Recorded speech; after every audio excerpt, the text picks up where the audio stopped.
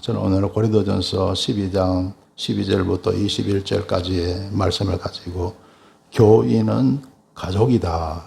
한번 합시다. 교인은 가족이다. 이라는 제목으로 함께 은혜를 나누고자 합니다. 네. 여러분, 우리는 하나님의 자녀로서 교회를 통해서 이렇게 신앙생활을 우리는 하고 있습니다. 그래서 교회에 대해서 잘 알아야 되죠, 그죠? 지피지기이면 백전백성이라 말이죠. 상대를 알고 나를 알면 100번 싸워도 100번 이긴다, 그런 말이죠, 그죠? 자, 여러분, 우리가 하나님의 자녀로서 신앙생활을 하는데 교회가 대단히 중요하잖아요, 그죠? 근데 이 교회에 대해서 우리가 잘 알아야 됩니다. 특별히 교회 가운데 보면 작은 교회도 있고 큰 교회도 있잖아요, 그죠? 그 차이가 분명히 있는데요. 그걸 우리가 잘 알아야 믿음 생활을 잘 할 수가 있다는 겁니다. 할렐루야. 큰 교회와 작은 교회의 차이는 무엇인가? 저는 큰 교회 7년 동안 사역을 해봤고, 그리고 이제 우리 순복음 신대교회를 개척해서 금년 이제 28년이 지났잖아요. 큰 교회도 알고 작은 교회도 저는 알아요, 그죠? 네, 이거 차이점을 모르잖아요. 그러면요, 큰 교회 다니시는 분들은 작은 교회 적응을 잘 못해요. 작은 교회 다니는 사람들은요, 또 반대로 큰 교회 적응을 못합니다. 왜냐하면 이 차이점을 내가 인지를 하지 못하기 때문에 그런 거예요. 그래서 제가 오늘 그 차이점을 제가 좀 말씀을 드리도록 할게요. 작은 교회와 큰 교회의 차이점 여러 가지 있겠지만요, 먼저 보면 생각해 볼 것은, 작은 교회는 교인들 서로를 거의 다 압니다. 그죠? 알아요. 그런데 큰 교회는 거의 서로를 잘 모릅니다. 잘 몰라요.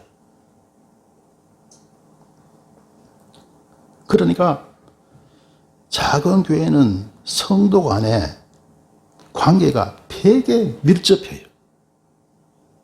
그런데 큰 교회는 밀접하지가 않습니다. 밀접하지 않아요. 작은 교회는 서로를 잘 아니까 만나면 서로 인사도 잘 합니다. 그런데 큰 교회 가면 서로를 모르니까 서로 인사도 안 해요, 그죠?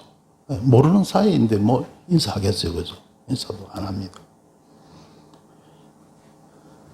작은 교회는 성도와 성도와 간의 관계가 거의 가족과 같아요. 뭐 사정을 거의 다 아니까, 그죠?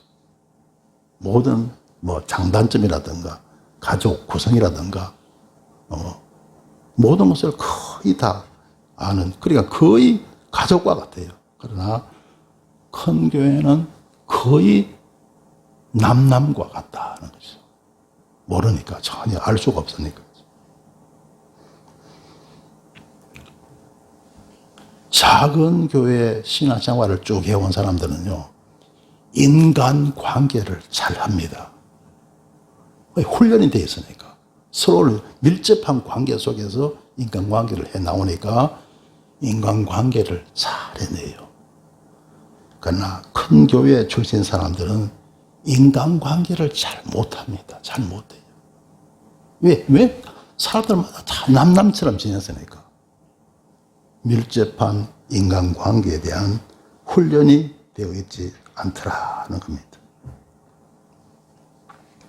여러분, 오늘 설교 제목이 뭐예요? 교인은 가족이다. 할렐루야. 교인은 가족이다 하는 거예요.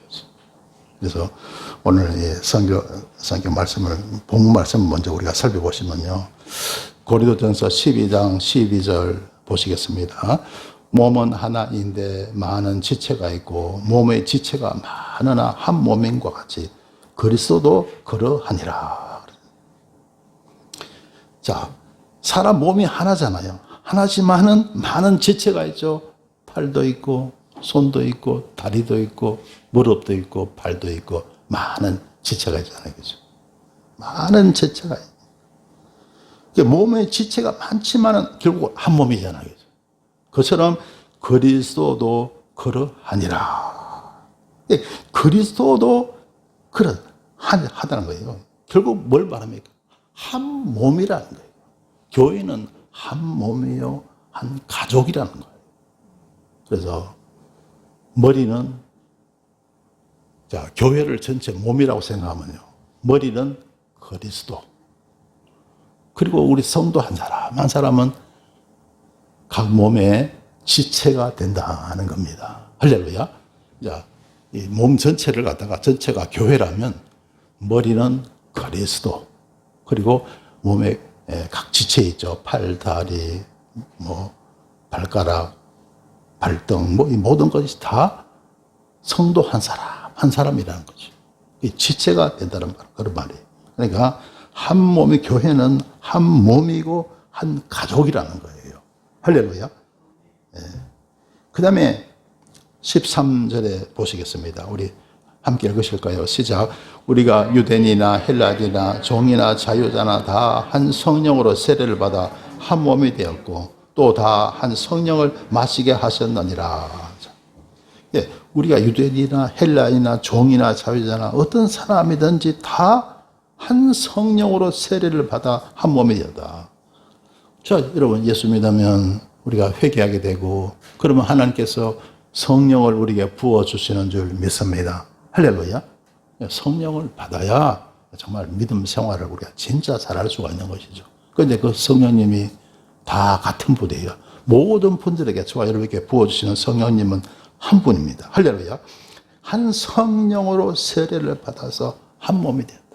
그래, 성령을 받으면 여러분 다 하나가 되는 거예요. 왜? 성령님이 우리 마음의 생각과 모든 것을 다 주장하시잖아요.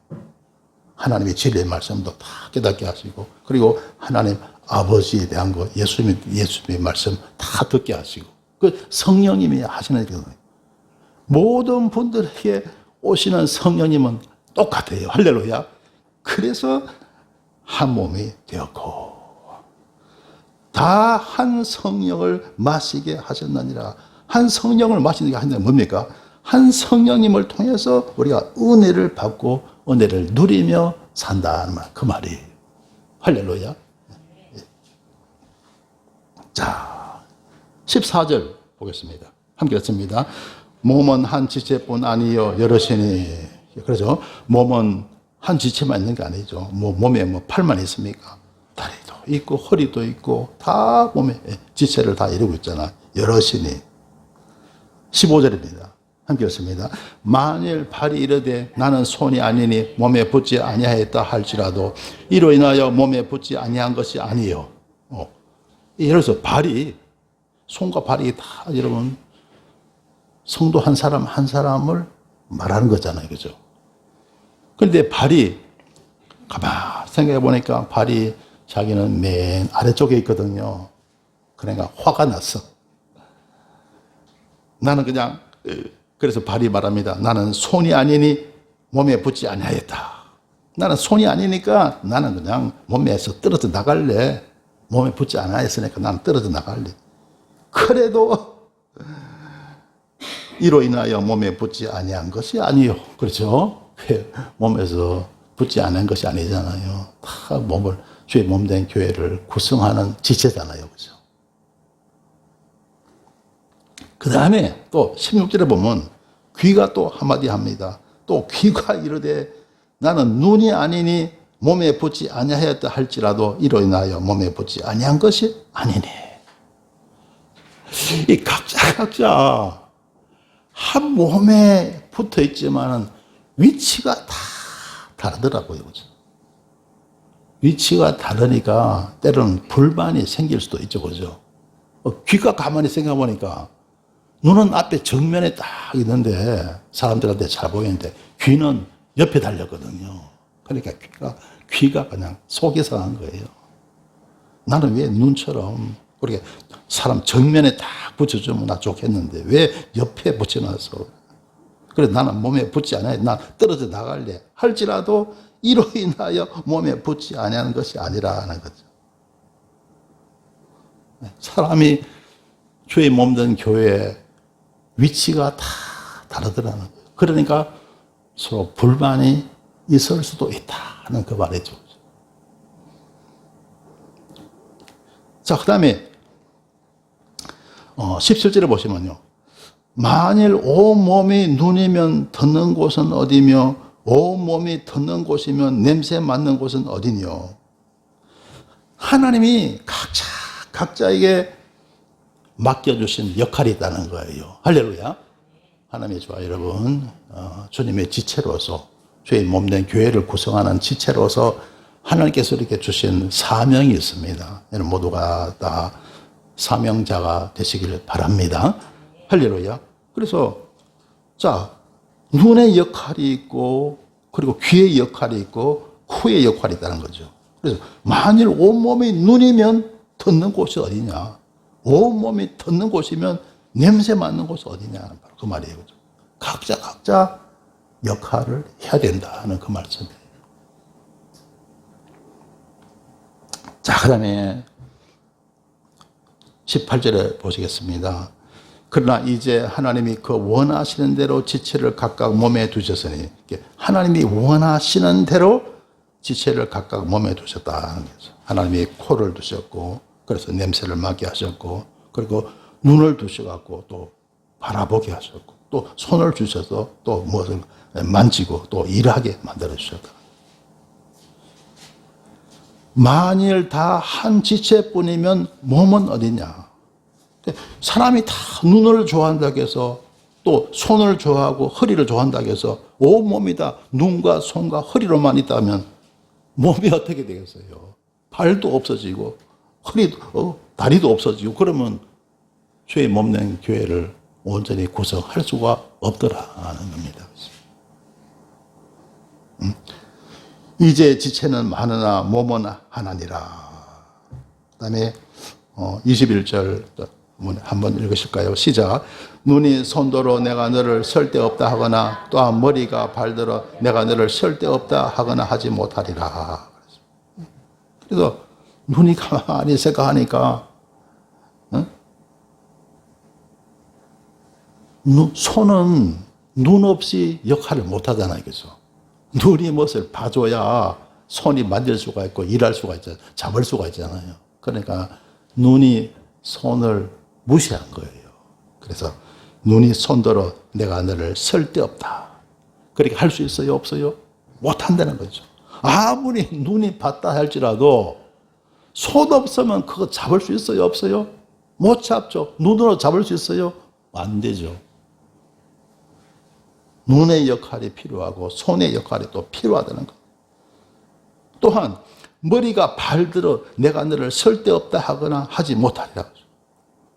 그렇죠? 발이 움직이고 하는 것은 머리에서 다 신호를 보내야 발에 움직이고 달릴 때는 달리고 움직일 때는 움직이잖아요. 그죠?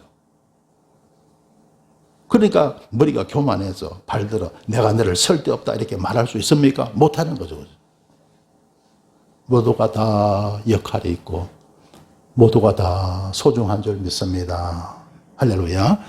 이 자리에 우리 순복음시대교회 많지 않은 교인이지만요. 한 번 소중한 역할을 다 감당하고 있다고 저는 봐요. 할렐루야.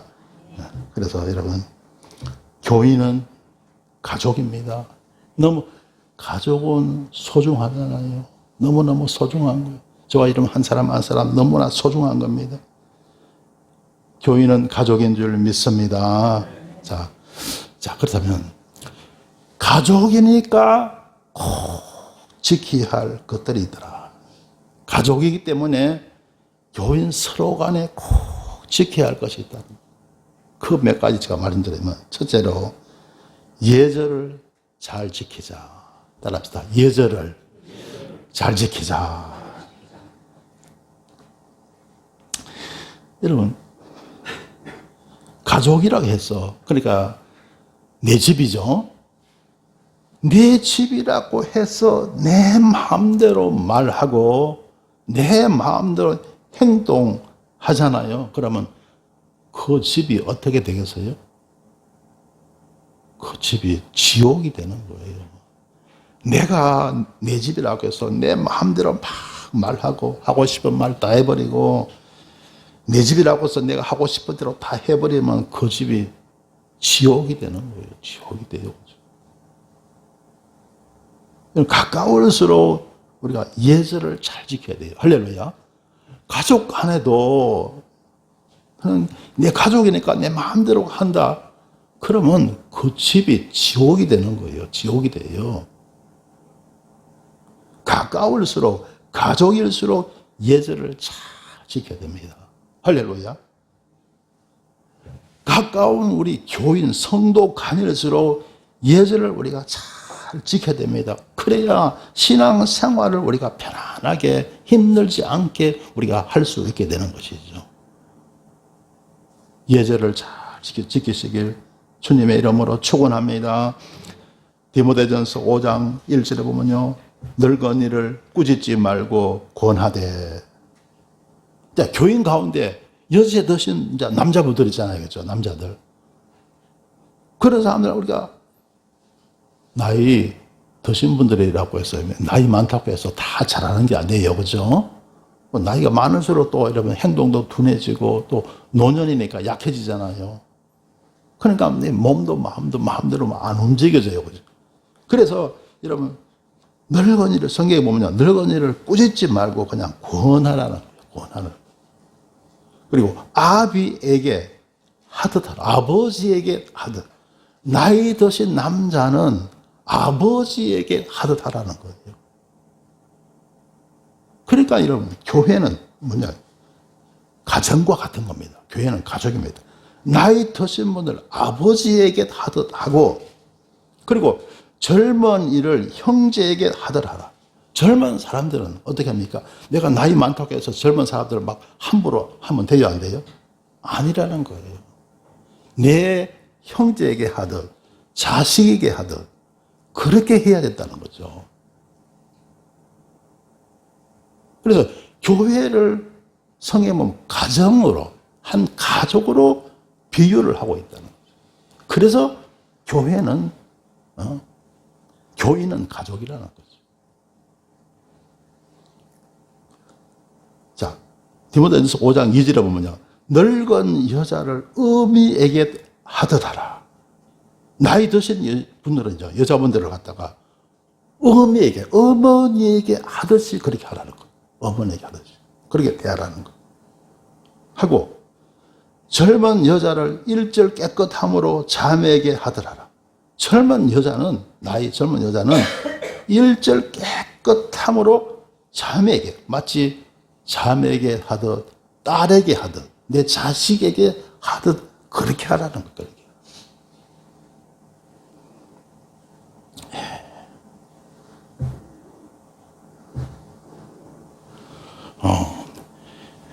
해마다, 교단마다 총회라는 게 있어요, 총회. 이제 저희 교단은 5월 달에 총회를 합니다. 그러면요, 그 총회는 신앙생활을 오래 이렇게 어느 정도 한 목회자들, 목사들이 이제 모여갖고, 총대라 그래요. 총회를 대표해서 이렇게 모임을 가져요. 그러면요, 우리 교단은 뭐 한 500명 이래 정도 모입니다. 500명 숫자가 많잖아요. 그러면요, 우리 그 500명이 모여갖고 회의하고 숙식하고 할 만한 데가 잘 없어요.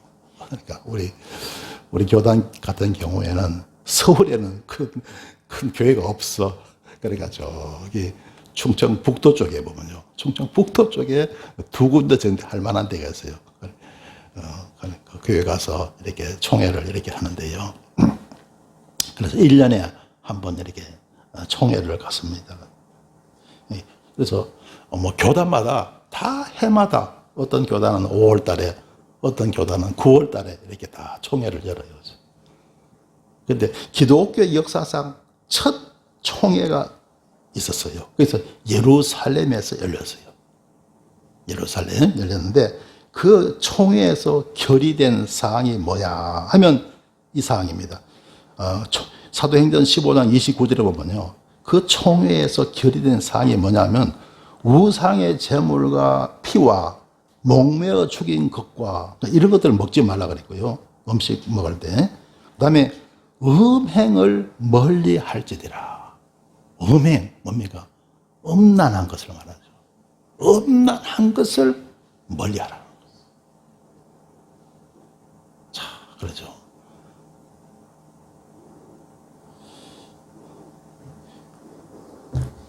음행을 멀리 할지니라. 그렇습니다.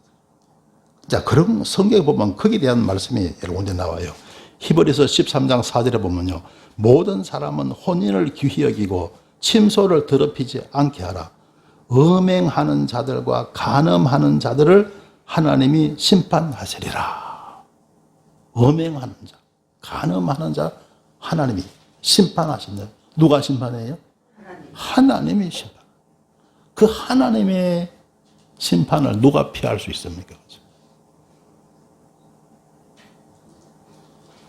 또 고린도전서 3장 17절에 보면요. 누구든지 하나님의 성전을 더럽히면 하나님이 그 사람을 멸하시리라. 하나님의 성전을, 여러분, 음행한다는 것은 하나님의 성전을 더럽히는 거예요. 하나님의 성전을 더럽히면 하나님이 그 사람을 멸하시리라. 그 사람을 멸하신다는 얼마나 무서운 말씀입니까? 그래서 여러분, 음행을 멀리해야 할 줄 믿습니다. 세상에서는 이런 일들이 음행이 만연하잖아요. 그렇죠?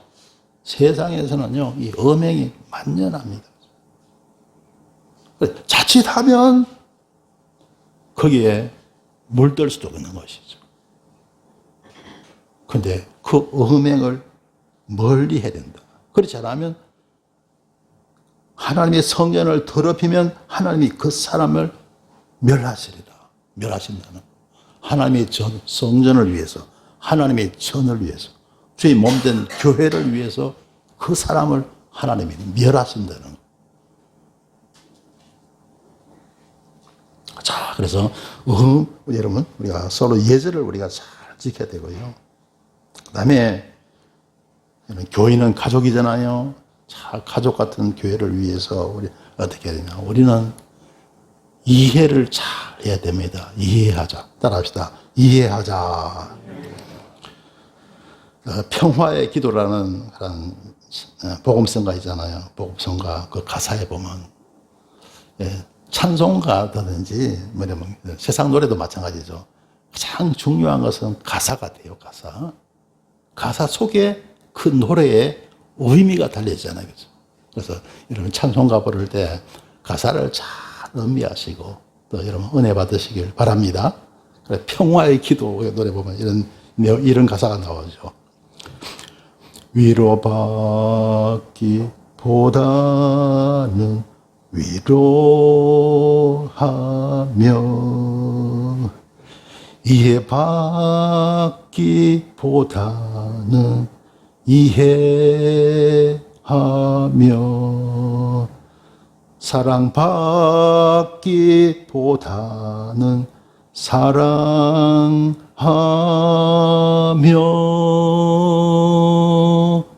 그 다음에 가사도 참 중요합니다. 주님을 온전히 믿음으로 영생을 얻기 때문이니 주여 나를 평화의 도구로 써주소서. 할렐루야. 제가 잘 아시는 어느 목사님이 설교하는 걸 들으니까 그 목사님은 예배 중에 설교 중에 찬양을 잘 하시는데 근데 그게 은혜스럽더라고요. 그래서 제가 좀 이렇게 배웠어요.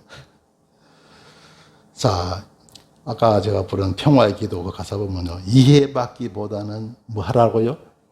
이해하며. 이해받기보다는 이해하며. 제가 이 가사만 생각하면 누가 생각나느냐면요. 어느 교인 한 분의 생각이 나요. 우리 교회 우리 개척한 지 세운 지 얼마 안 돼가고 그때 참 열심히 전도했어요. 어디까지 했냐면 저 봉화산 여기 있잖아요. 여기 가면 거기 아파트 단지가 5단지, 6단지, 7단지, 거기에 6단지가 7단지가 거기 한 번을 우리가 전단지를 돌리다가 전도를 했어요. 근데 남편이 교사분이고, 교사 부인이죠. 자, 그러니까 우리 교회 한동안 이렇게 다니시다가 어느 날 어떤 일이 있었냐면 교인 때문에 시험이 된 거예요. 어느 교인 때문에 어느 교인이 마음에 안 드는 거예요. 그죠? 그래갖고 나는 그 교인 때문에 나 교회 못 가겠다 막 이런 거예요. 그래서 그런 경우에 또 그 사람 어떤 교인한테 가서 얘기하면요, 그 때문에 서로 다투게 되고요, 안 좋은 결과가 옵니다. 그죠?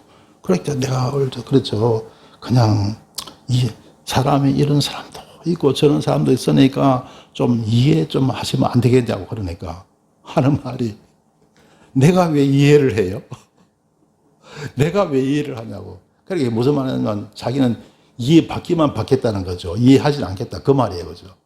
그래서 내가 이 찬송가 가사만 보면 그분의 생각이 나요.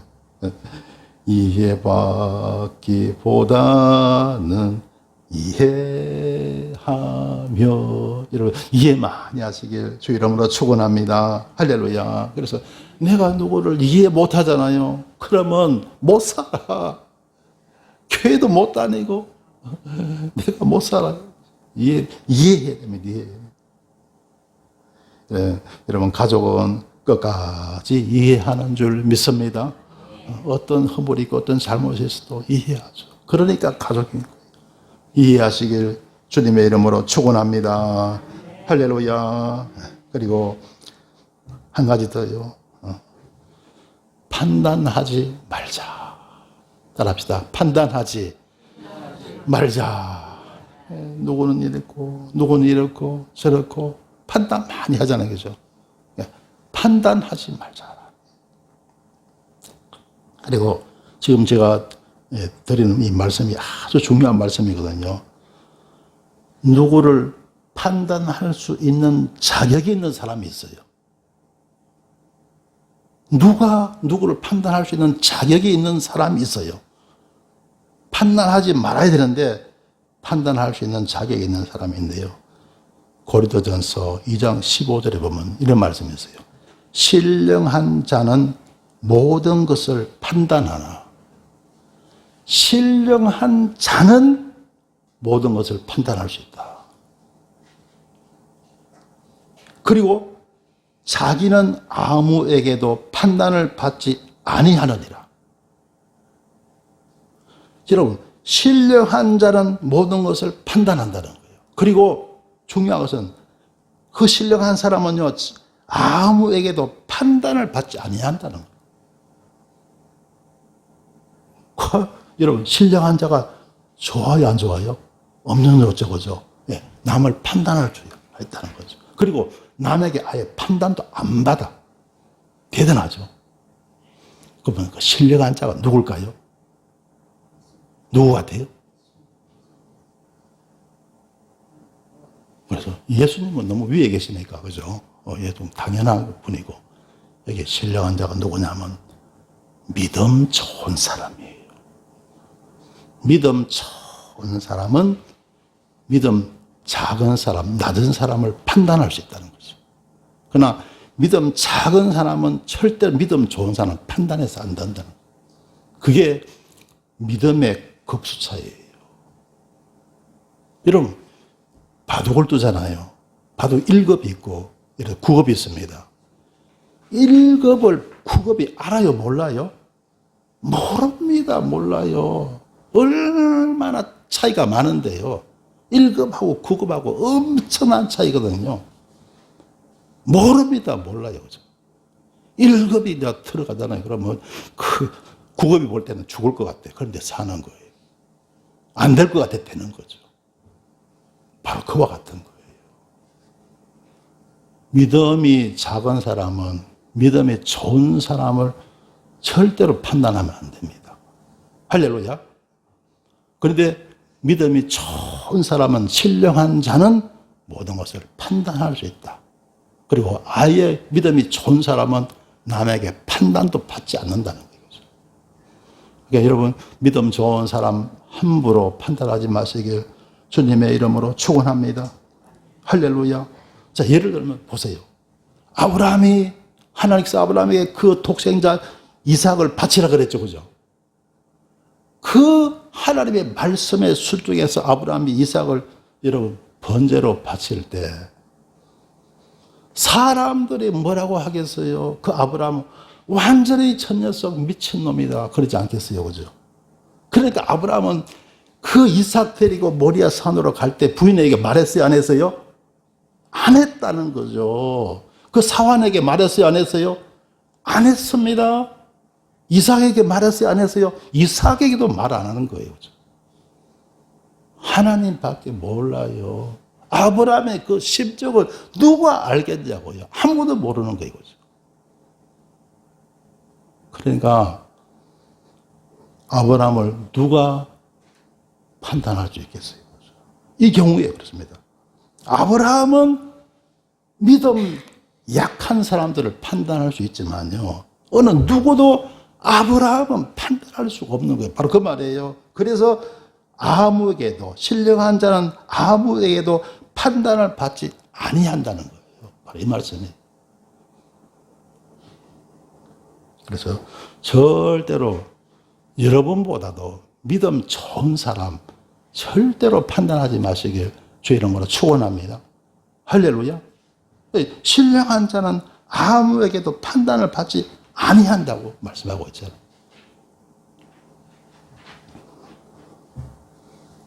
우리 교회도 그런 분이 있었죠. 우리 교회를 한동안 열심히 다니시다가 교회를 떠나셨어요. 그리고 나서 계속 우리 교회를 비방하는 거예요. 그리고 나를 비방하는 거예요. 자꾸 나를.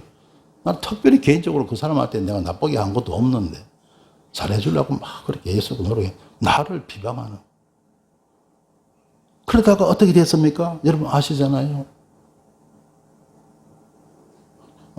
불이익의 사고라서 오래 정말 건강하게 사실 분이 그냥 명대로 못 사시고 그냥 하나님 불러가시더라고요. 여러분 아시잖아요. 그래서 절대로 신령한 자는 신령한 자는 모든 사람을 다 판단할 수 있어요. 그러나 아무에게도 판단받지 않습니다. 그래서 여러분보다 믿음 좋은 사람은 절대로 판단하지 마시길 바랍니다. 할렐루야. 성도 여러분, 교회는 가정과 같고 교인은 가족과 같습니다. 연세 드신 분들은 부모님에게 하듯 하고 젊은이들은 형제와 자매, 자녀에게 하듯 해야 합니다. 교인 간의 예절을 잘 지키며 엄난을 피해야 합니다. 서로 이해하며 용서하고 판단치 말아야 합니다. 우리 순복음 심리교회가 가족 같은 교회, 가정 같은 교회가 되기를 간절히 축원합니다. 기도드리겠습니다. 좋으신 하나님, 은혜를 감사드립니다. 교인은 모두가 한 가족임을 알게 하시니 감사드립니다. 우리 교회가 가정 같은 교회가 되게 하시고 가족 같은 교회가 되게 하여 주옵소서. 예수님 이름으로 기도드리옵나이다. 아멘.